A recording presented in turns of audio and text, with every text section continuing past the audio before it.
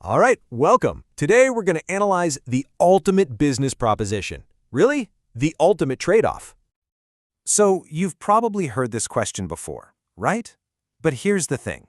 We're not going to treat this like some deep philosophical riddle. No, we're going to look at it like a business deal, a straightforward calculation of profit and loss.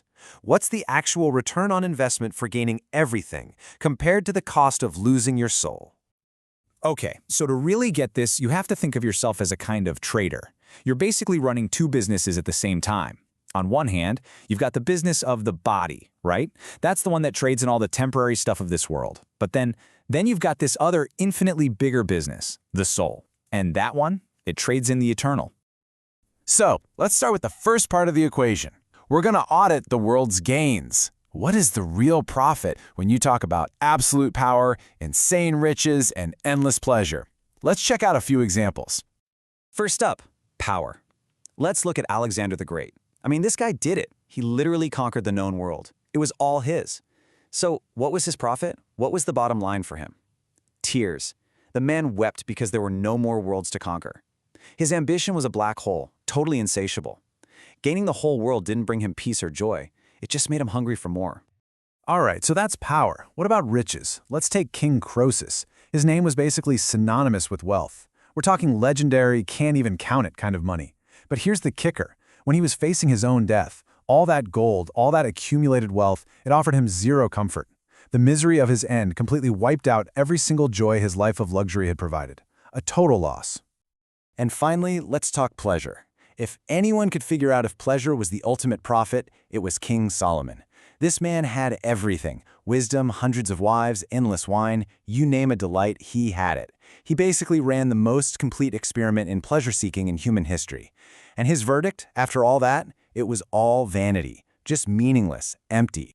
So here's the bottom line, and this is absolutely crucial. Even if you take eternity completely out of the picture, just for a second, the balance sheet for worldly gain is already in the red. The constant anxiety, that endless craving for more, and the deep emptiness that comes with it, it all adds up to a net loss. It's just a bad investment, right here, right now. And this is where the whole calculation just flips on its head. If the profit side is already a loss, what about the cost? What is the price you pay on the other side of the ledger? Because that cost, well, it's so massive it changes the entire game. Okay, so let's try to put a value on the soul. To figure out the cost, we have to know the worth of the asset. And this isn't about feelings or opinions. Its value is intrinsic, based on some very specific facts. So let's break down why the soul's worth is considered inestimable. First, think about its origin. It's made in the image of its creator. Second, look at its nature. It's gifted with everlasting life. It's going to be around forever. Third, consider its importance. Both God and the devil are actively pursuing it. That tells you something.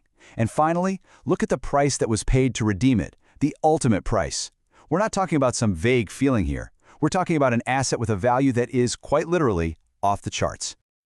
All right, so now that we have a sense of the soul's value, we can finally calculate the loss. And it is staggering. This isn't just about missing out on a profit. It's about taking on a catastrophic, eternal debt.